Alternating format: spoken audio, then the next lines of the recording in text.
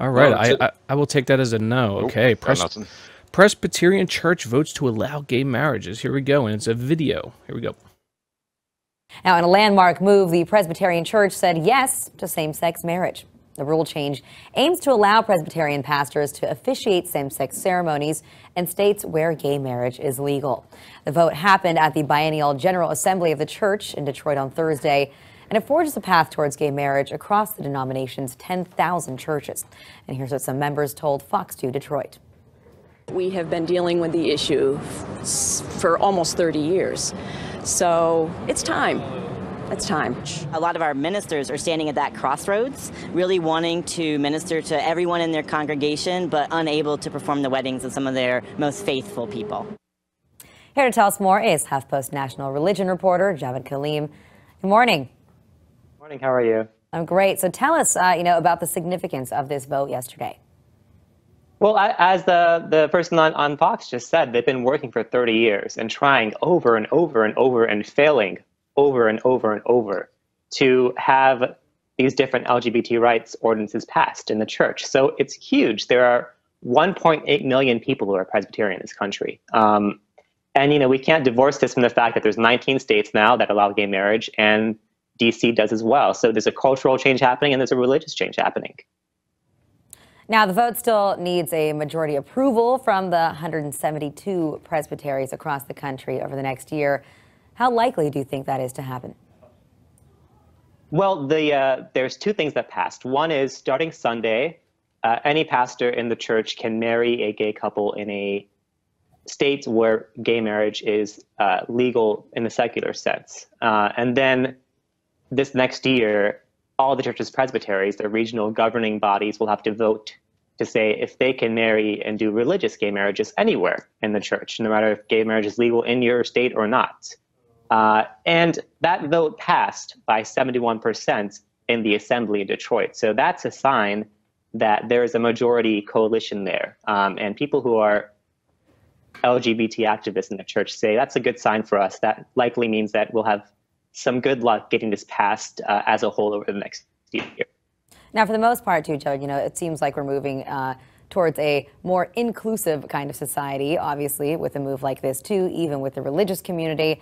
And there have been some polls out there that show that, young people, for example, a lot of them, the reason that they might leave a church is because of their inability to accept the LGBT community. But there are now some members that are worried that this decision on the part of the Presbyterian Church could cause more conservative people to leave the church. They've seen defections from 100 congregations in recent years over their more liberal views on gay issues. How does the church try to balance that out?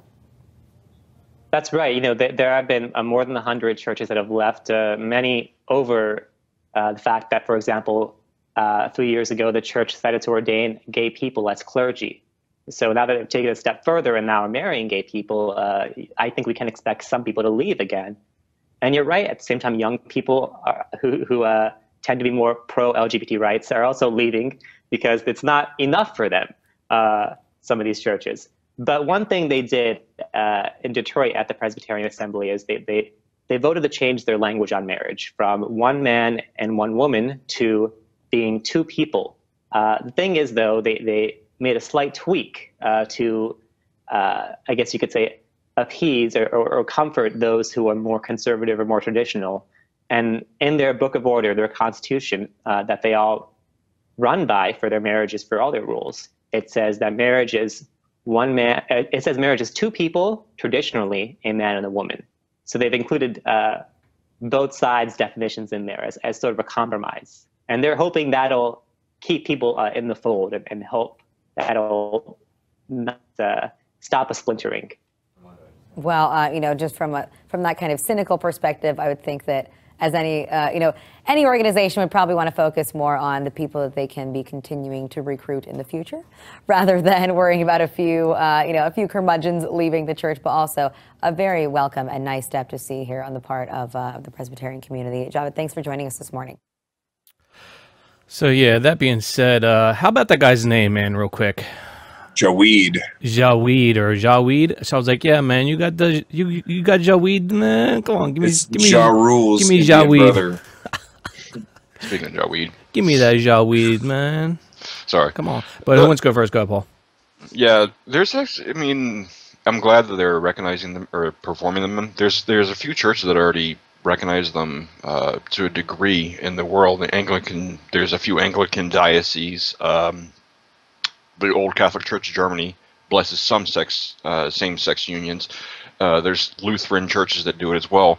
So I'm glad that they're doing it, but it seems kind of weird to stray so much from it. You know, I guess it's a desperate ploy to keep the congregation, of course. Oh, no, gay marriage is wrong. It's wrong. Not so much anymore. We'll marry you. Just come into the church, give us money. You're okay now as long as you keep coming here and supporting us. We don't care if you're gay. That it's just like you're going back on your beliefs and the whole traditionally a man and woman. Really, what about the rest of the tradition about a man and his concubine, his wives, plural? Exactly. The slave and his slave wife and all that other stuff. So traditional, whatever. Mm-hmm. It's just. I'm glad that they're doing it, but it seems like they're just. It's only to try to save what they have left, not because they're actually progressing, in my opinion. Exactly. Okay, that's why the image. That's why the image says. That's why the image is evolution of religious dogma, because that's what it is. I picked this topic. I picked this topic because I'm always shitting. Like we're picking stories to shit on, and in the Cooter Report, I'm constantly shitting on people, and I'll shit on someone new tonight in a fresh Cooter Report, but. I wanted to pick what I found to be a positive story, absolutely, of things moving in the right direction. And although you're probably right that it's not, it's certainly not enough, but it's a big step in the right direction. And I always say, like, the problem I have with religion is the shitty things it does to other people, such as denying homosexuals the same basic civil rights as the rest of us. And that's the problem with religion I have. And if they take away all the things that that bothers me about religion, guess what? I won't keep nitpicking. If they just keep to themselves, I will say, fine. That doesn't bother me at all. Yeah, I don't have a problem with the tax-free status of the churches or anything like that. Just keep your nose out of my politics, out of my bedroom, out of my life, out of other people's basic rights. And the way that they're hindering us is my big issue. And if they progress and take the correct steps, I think they're going to gain more people than they lose. Exactly, yep. But if they take the right steps, I have no problem saying, hey, do your damn thing. Be Presbyterian, Baptist, whatever, as long as you're not being the douchebags and you're understanding that, society is progressing and your religion needs to progress with it if you think it's going to stick around, in the age of technology that we live in. No, exactly, and I want to expand on that point because that's the point I was going to bring up too. Is we're living in a progressive society, or at least we like to think that, but we have a lot of, I guess, people hindering that process, including religious people, and they're just the facts, But like you said, TJ, this is a positive story, and of course, yeah, we're negative about religion for the most part, but yeah, of course, we have a reason to be. But this story, yeah, we gotta talk about the good stories too, and then you're right on this for. Everybody, I should say. I think you picked a story, right, TJ? You picked this one, so yeah. I mean, like that's great that you picked a story because it is positive, and we got to bring out the positive of our society too. Once in a while, we got to do that too. When they do the right thing, you've got to give them a little pat on the head, because otherwise you can't just be negative about every. I mean, Paul, I understand where you're coming from, but to be like, even when they do the right thing, you're gonna be like, well, not enough, and you got ulterior motives or what. Just be happy that they're at least doing the right thing at all. Yeah, I agree. But Yeah, exactly. I'm happy that this is a change, or this change is being implemented in the Presbyterian Church. Now I hope the rest of the denominations of Christianity will follow suit. Hopefully, that will be determined in the future, maybe in our generation. Who fucking knows? You gotta remember, a lot of this dogma out there, it's immoral, and it's something that we're not going to deal with. And that's why we do what we do. That's why we're activists. That's why we fight the religious oppression in our societies. So that being said, I think Paul, and then Drew, I think you haven't one yet. So go, Paul. I think you want to add something. Yeah, the difference is the way I review religion and the religious organizations. I don't care about religion as in, you know, I'm faithful. I have this particular view. I don't like religious organizations, and I want all religious organizations that control things or try to control people to go away. Ultimately, that's the difference. So why I'm very cynical about it, because yeah, it's great that they're finally, you know, catching up to the times, something that should have happened hundreds of years ago. Something that is, you know, the church is finally coming up to something that has happened for years now. Woo, great. I still don't think that they should be around telling people what to do, so that's why I say what I do. I'm glad they're being progressive. I'm glad they're taking the right steps, but there's still an oppressive organization that tells other people what to do and tries to control everyone's lives through their religious dogma. And I agree with that, but for this story that we're talking about, this topic, then I think it's a positive thing.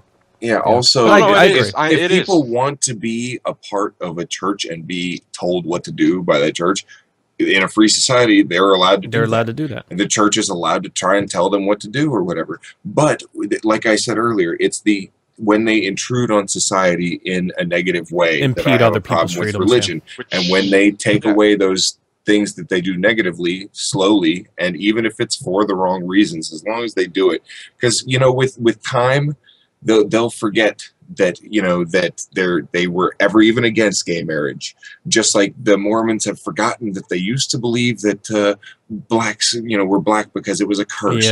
With time, people forget, man. Things just become like these basic stories, and it's always been this way, and people are stupid. Well, the Mormons recently accepted gays into their church, but I don't think about with the marriage. But that being said, let's go to Drew real quick because we haven't heard from him yet. So go, Drew. Yeah, I'm going to have to actually kind of really back up Paul on this. Just from I do think it's fantastic that a lot of these groups are starting to show, you know, they're changing in their morality and their view and their tolerance towards gays and things like that. But I don't understand when you're coming from a church that is dealing with the Bible. The Bible is actually very clear on that. I mean, you have both the Old Testament and the New Testament both being in complete agreement that being gay is some wrong, horrible sin. I mean, you have Leviticus, Romans, 1 Corinthians. You have all those verses and things like that they all say that. And it just seems to me another example of picking and choosing, though that I am glad that in this case they're actually picking and choosing in a way that I would say is morally superior than the way that they normally do, but that is exactly what they're doing. Okay. Well, you know, just give me like 30 seconds to go ahead, and I need 30 seconds after you, because I think I'm going to back with I'm going to back up TJ on this. Yeah, one. I mean, this is really interesting. I never thought it is. I would get two people that were like so brazen and like abrasive to something people that's doing positive. the right thing. Like, look.